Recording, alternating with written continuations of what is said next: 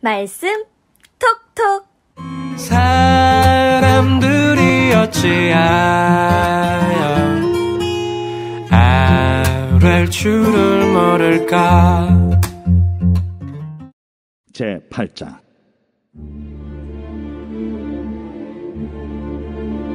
여호와께서 여호수아에게 이르시되 두려워하지 말라, 놀라지 말라.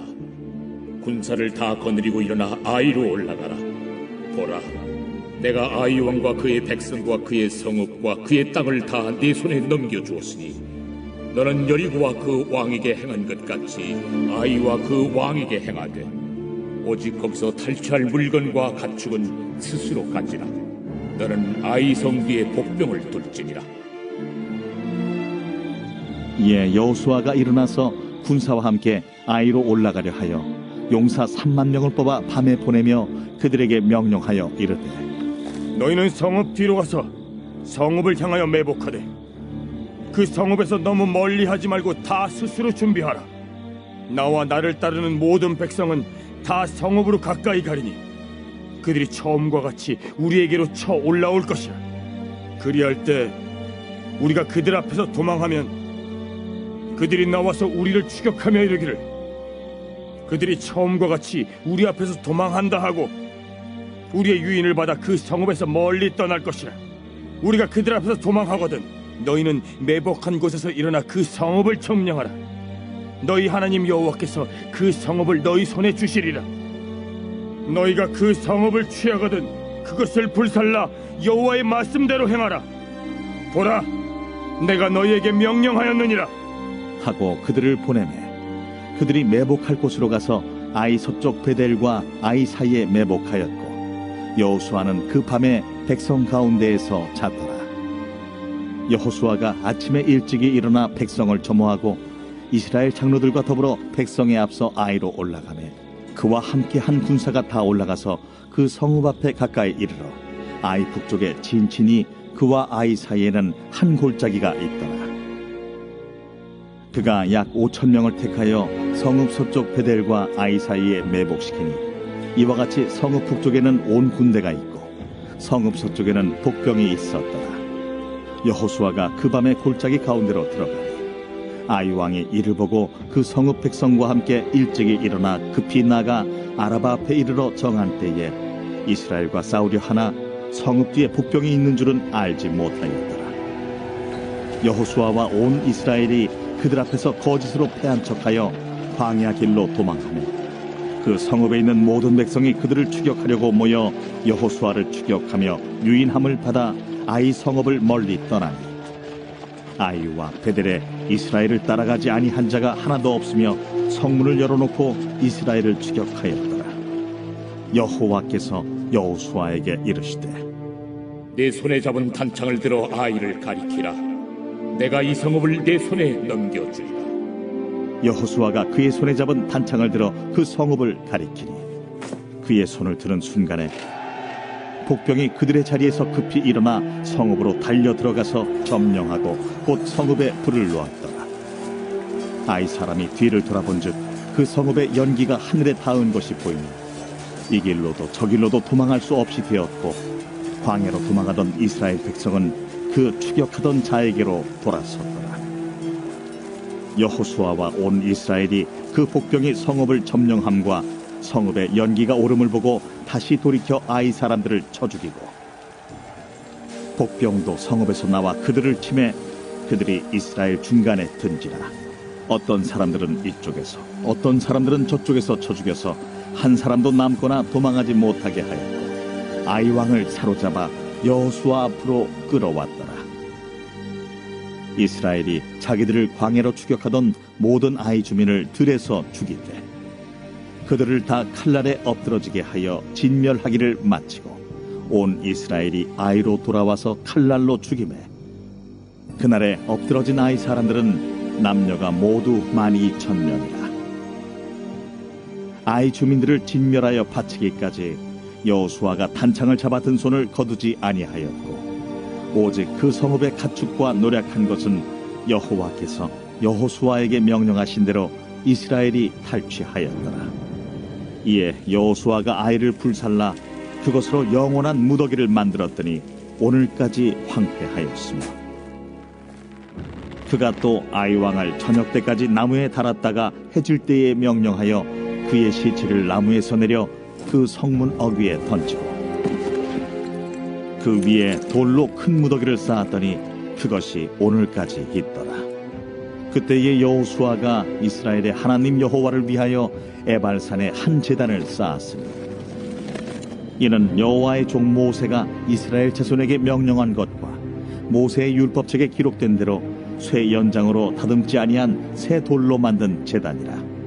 무리가 여호와께 번제물과 화목제물을 그 위에 드렸으며 여호수아가 거기서 모세가 기록한 율법을 이스라엘 자손의 목전에서 그 돌에 기록하며 온 이스라엘과 그 장로들과 관리들과 재판장들과 본토인뿐 아니라 이방인까지 여호와의 언약궤를 맨 레위 사람 제사장들 앞에서 궤의 좌우에 서되 절반은 그리심산 앞에 절반은 에발산 앞에 섰으니 이는 전에 여호와의 종 모세가 이스라엘 백성에게 축복하라고 명령한 대로 함이라. 그 후에 여호수아가 율법책에 기록된 모든 것대로 축복과 저주하는 율법의 모든 말씀을 낭독하였으니 모세가 명령한 것은 여호수아가 이스라엘 온 회중과 여자들과 아이와 그들 중에 동행하는 거류민들 앞에서 샬롬, 여러분 반갑습니다. 하나님께서 오늘도 좋은 날 주셨습니다. 오늘 2월 1일인데 여러분 들으실 때도 2월 2일이겠네요. 그죠? 이 한 달 동안에도 하나님께서 여러분의 모든 기도의 제목마다 응답 주시고 또 하나님과 동행하는 그런 복된 한 달이 여러분 되셨으면 좋겠습니다. 아이가 커가면서 대하게 되는 위험 요소들도 참 많아지게 되죠. 부모님들이 그런 이야기 합니다. 아이가 뱃속에 있었을 때가 제일 좋았다, 제일 편했다.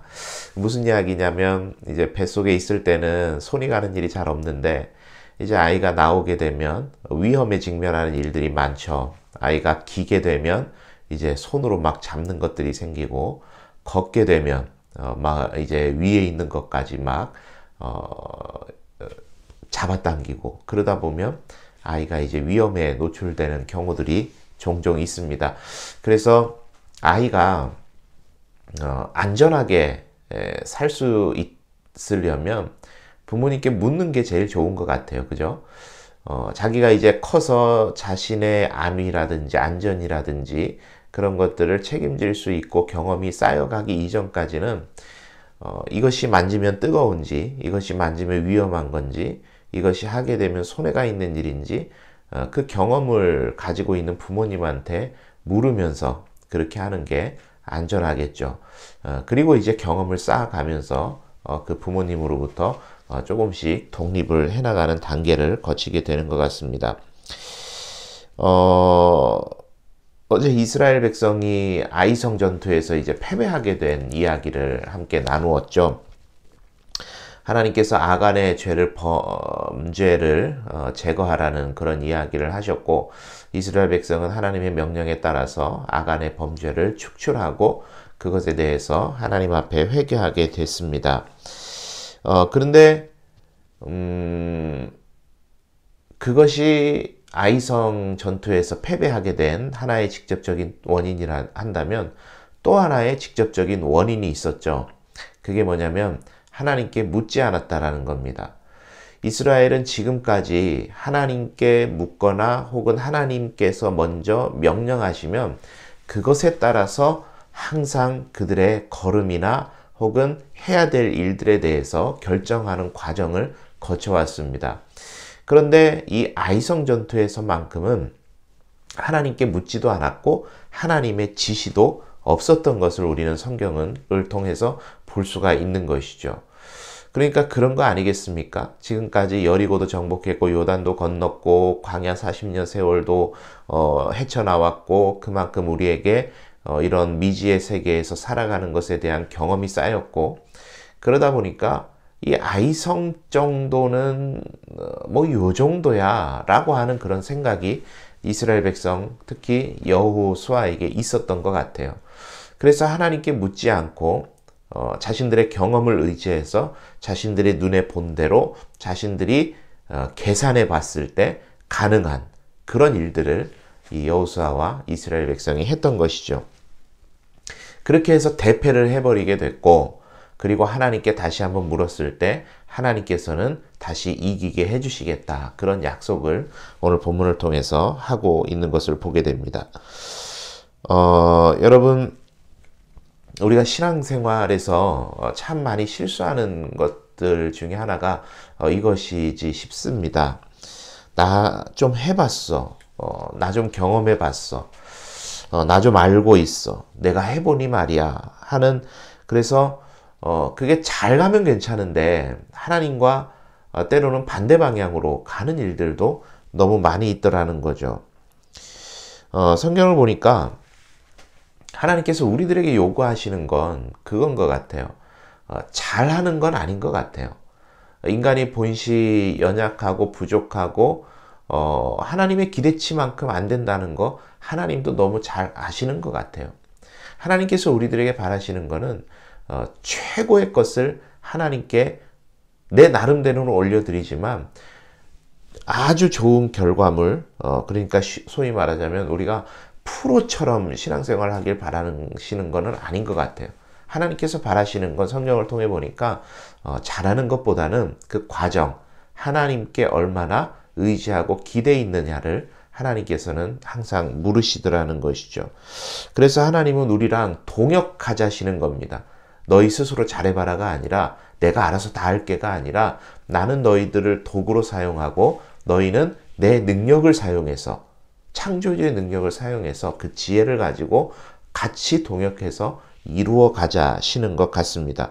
그러니까 하나님께서 결과물만 원하신다면, 최고의 결과물만을 원하신다면 뭐 하나님 우리 사용하지 않으셔도 얼마든지 하실 수 있지 않겠습니까? 무에서 유를 창조하신 분이고 세상을 창조하신 분인데, 그러나 하나님이 바라시는 건 그런 게 아니라는 거죠. 너를 통해서, 지금 이 말씀 톡톡을 듣고 계시는 당신을 통해서, 이 김지원이라는 사람을 통해서 하나님은 그 일을 이루기를 원하시는데, 거기에서 바라시는 것은 이 김지원이라는 사람이 하나님과 얼마나 밀접한 연결고리를 가지고 있느냐, 얼마나 하나님과 잘 동역하고 있느냐. 네 경험이 많아가지고 뭐 이건 이렇게 하면 되고 저건 저렇게 하면 되고 그렇게 앞서지 말고 하나님하고 동역하면서 어떻게 그 일을 만들어 나갈 것이냐를 하나님은 원하신다라는 생각을 해보게 되었습니다. 여러분, 오늘도 우리에게 많은 과업들이 있고 해결해야 될 일들이 있겠습니다만은 이거 한 가지를 기억을 해보시죠. 하나님께 묻기, 하나님과 동역하기, 하나님의 창조의 능력을 내가 사용하기, 그리고 나는 하나님께 온전히 의지하기. 여러분, 그렇게 해서 오늘 하루도 하나님께서 저와 여러분에게 주신 교회 사역이나 여러분의 삶에 주어진 여러 가지 생업이나 하는 모든 일들 속에서 하나님의 놀라우신 그 섭리를 이루어내시는, 나타내시는 그런 복된 하루가 여러분 다 되셨으면 좋겠습니다. 여러분, 오늘도 좋은 하루 되시고, 또 며칠 날이 추워진다 그러죠. 건강 여러분 조심하시고 오늘도 행복하시기를 바랍니다. 오늘도 주님께 부탁드립니다. 내일 또 뵙겠습니다.